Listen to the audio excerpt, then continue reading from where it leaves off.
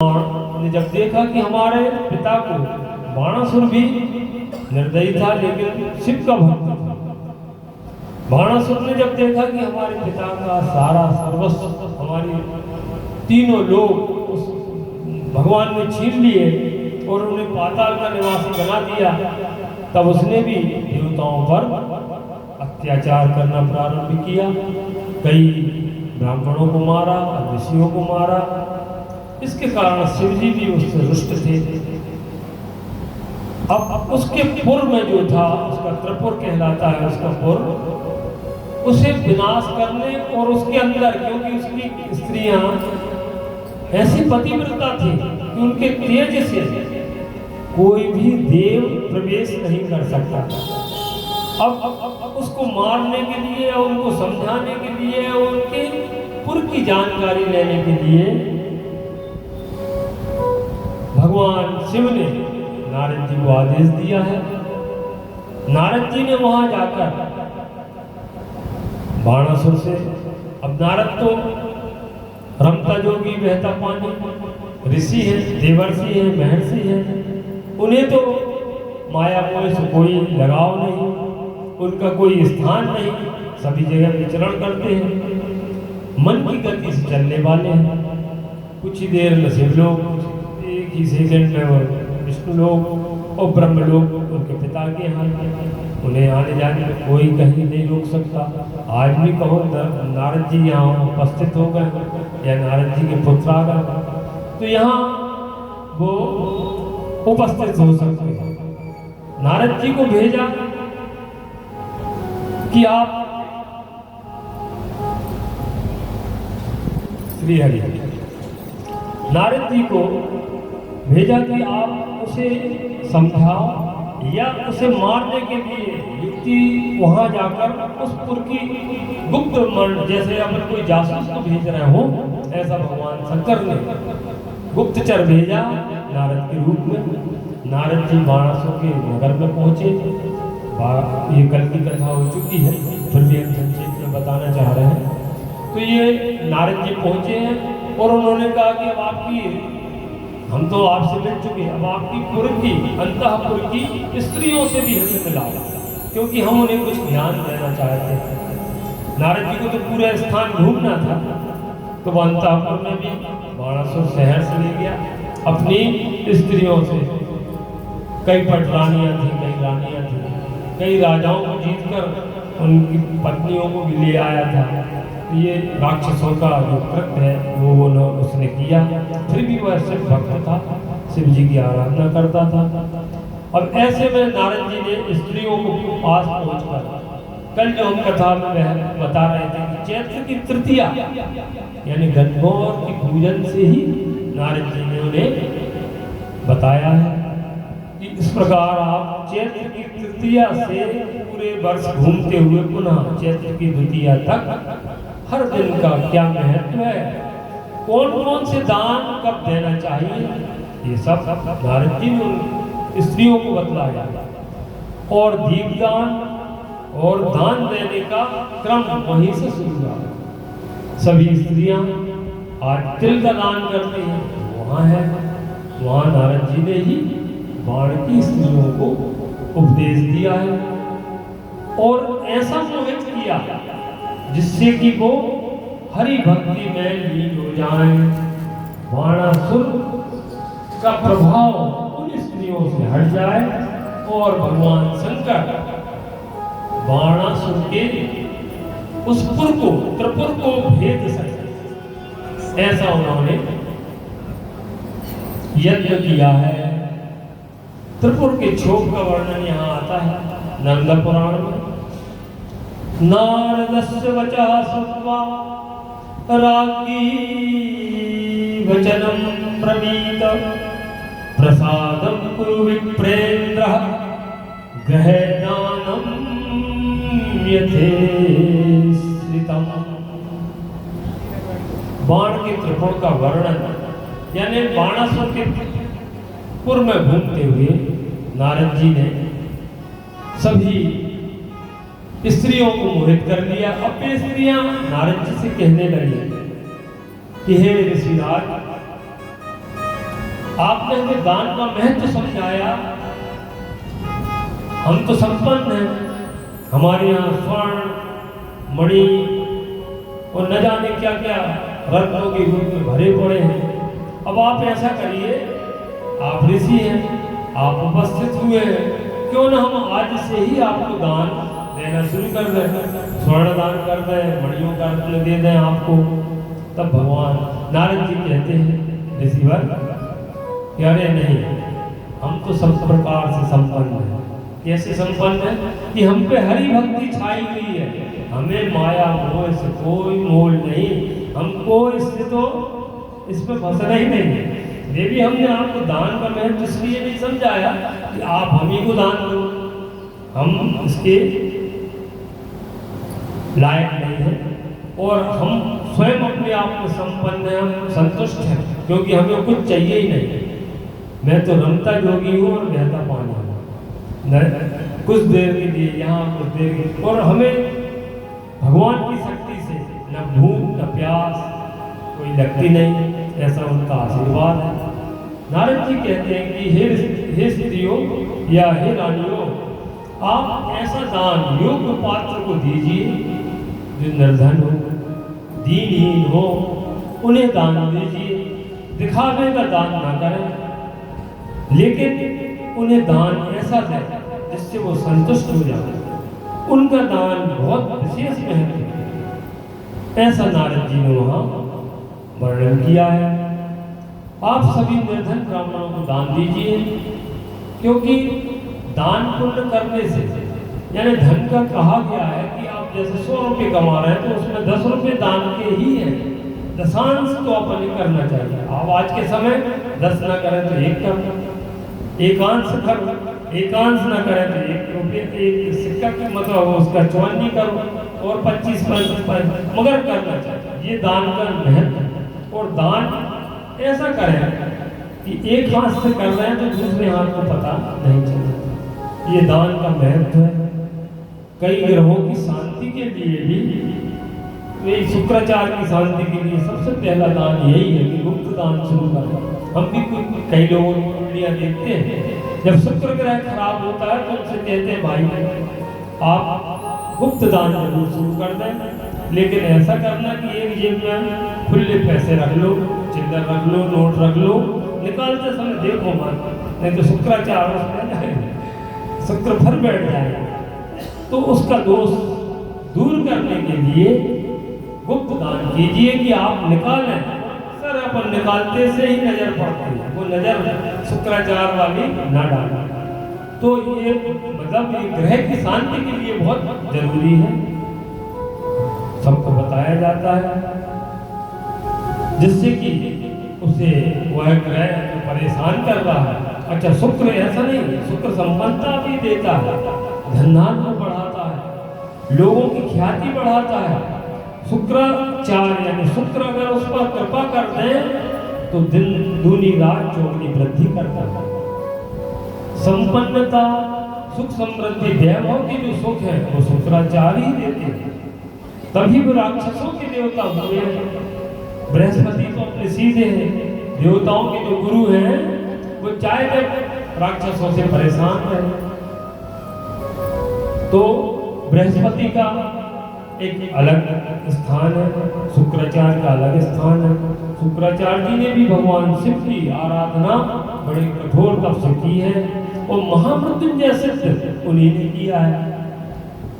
अग्नि की ज्वाला, उनमें मिर्च डालते हुए, लाल मिर्चों की धूनी लेते हुए शुक्राचार्य जी ने धूनी रमाई और उल्टे लटक कर महामृत्युंजय जप सिद्ध किया।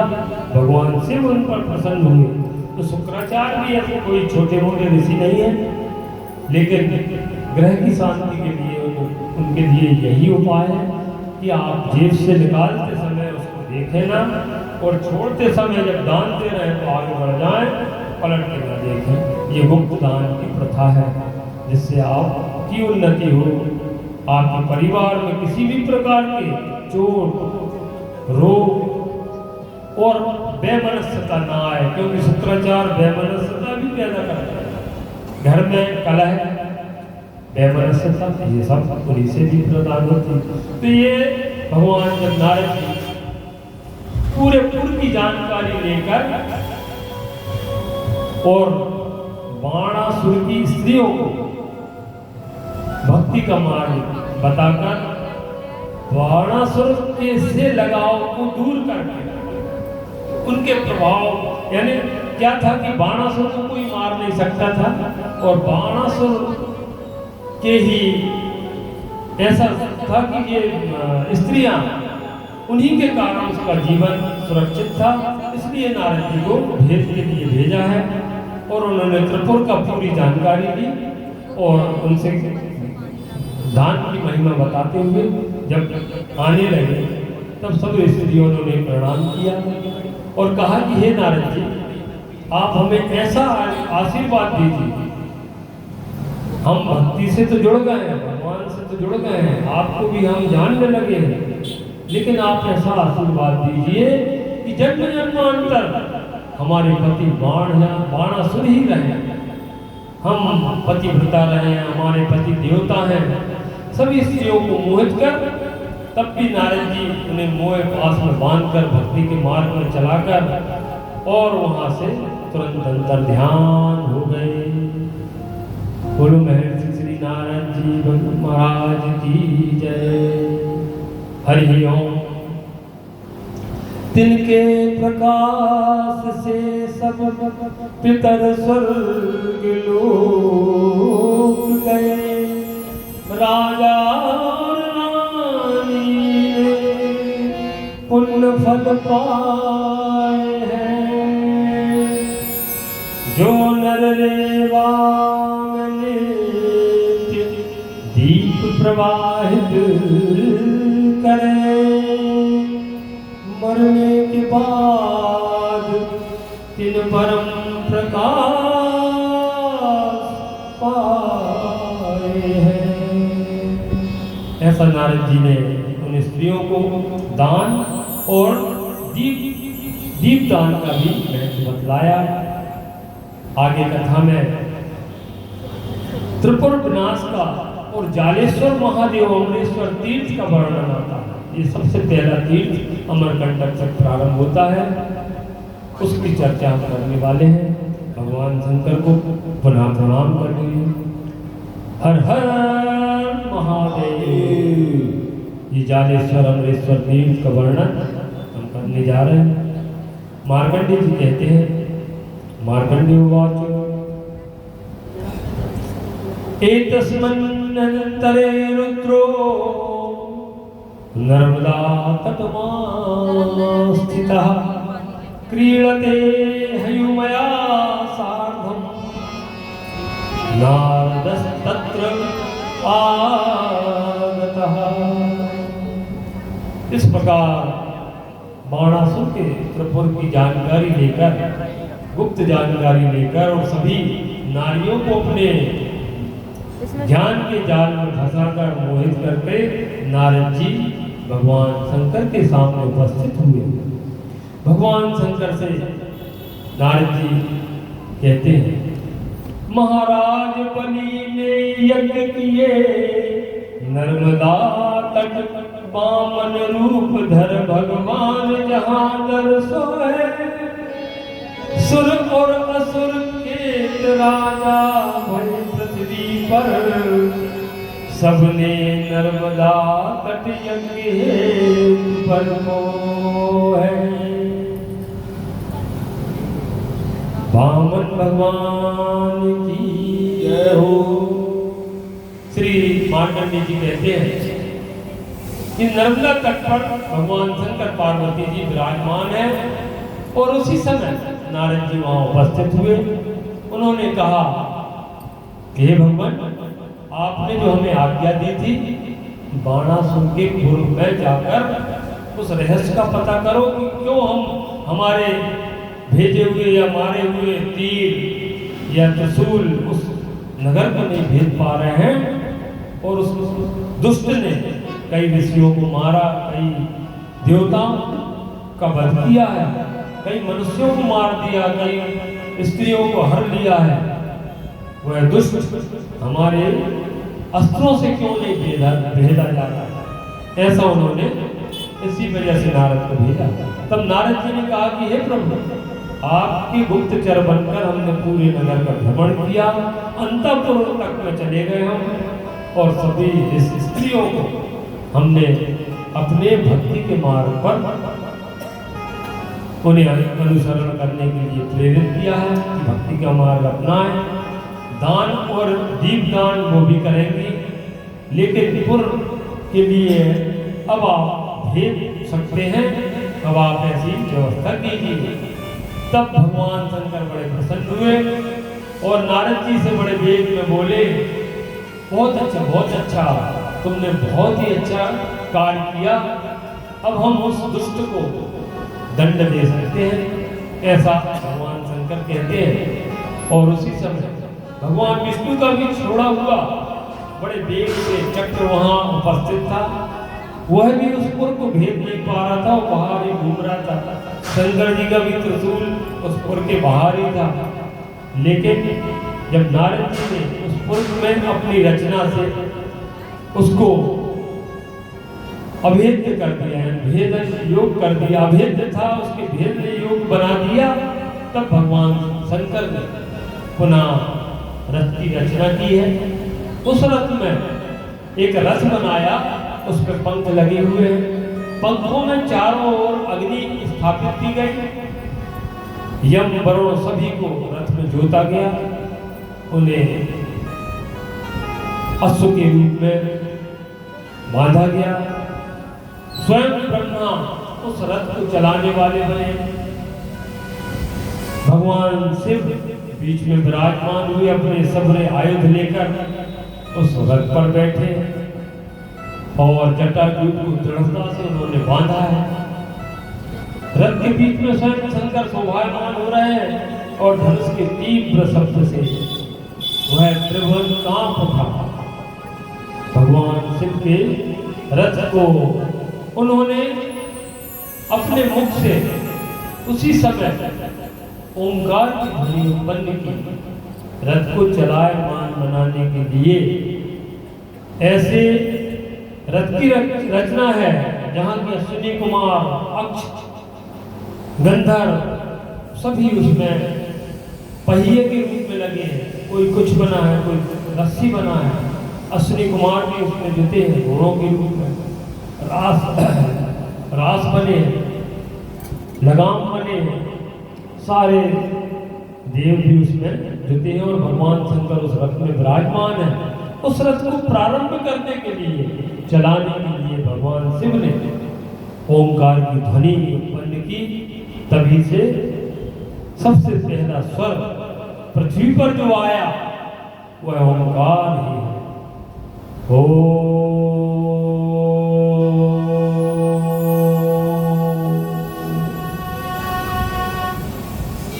नमः शिवाय। बोलो शंकर भगवान की जय हो। इस ध्वनि से वह रथ चलने लगा और जब पुर के पास, बाणासुर के पुर के पास पहुंचे भगवान शंकर, तो उन्होंने एक दिव्य धनुष पर बाण को चढ़ाकर, उनका दिव्य धनुष क्या है, पिनाक, उस पर दिव्य बाण को चढ़ाकर भगवान शंकर ने उस पुर को भेदने के लिए उस बाण को छोड़ा है। उस बाण में अग्नि प्रज्वलित हो गई और उस नारद जी के प्रयास से बाणासुर का पूरा पुर जलने लगा, भेदन योग्य हो गया और भगवान शंकर का बाण उस पुर में जाकर लगा तो सभी पुर में अग्नि प्रज्वलित होने लगी, उसके स्त्रियां जलने लगी, पुरुष जलने लगे, महल अटारी, राजमहल, सभी जगह अग्नि ही अग्नि।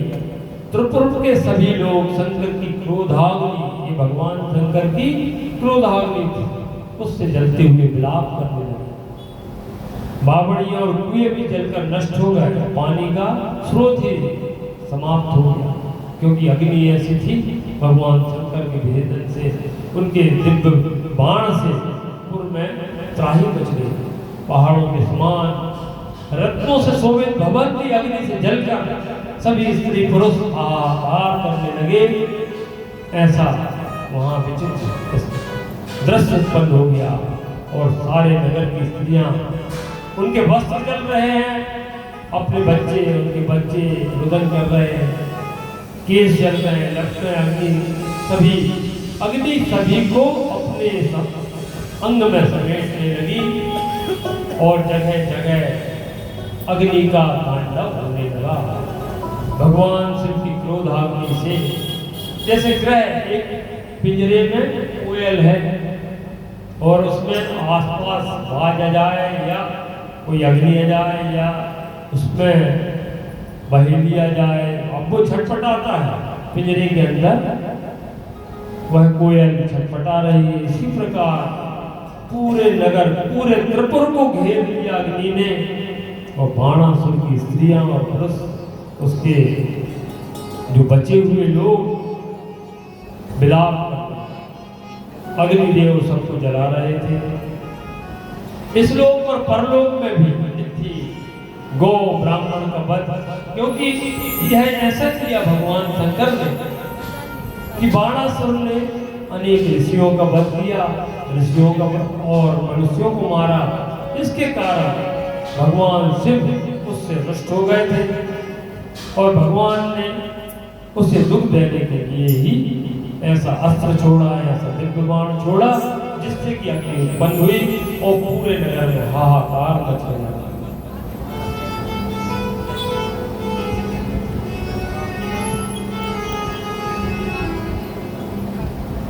ऐसा कहकर तब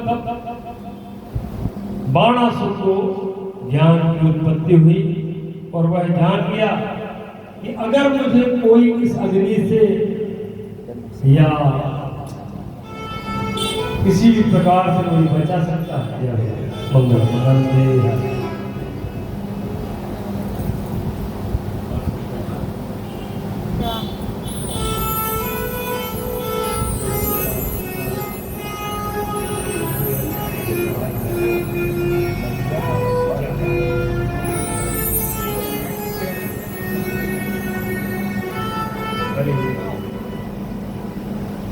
बोल नर्मदा मैया की जय।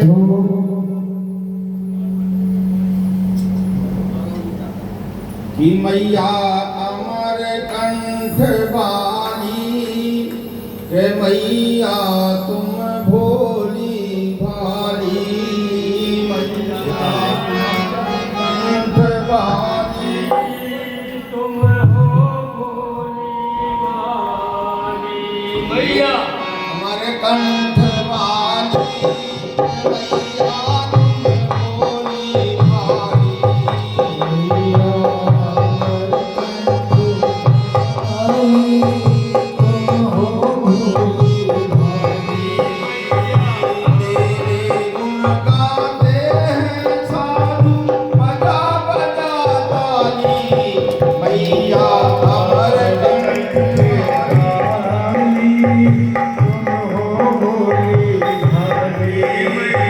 पूरे मगर पर कीन सभा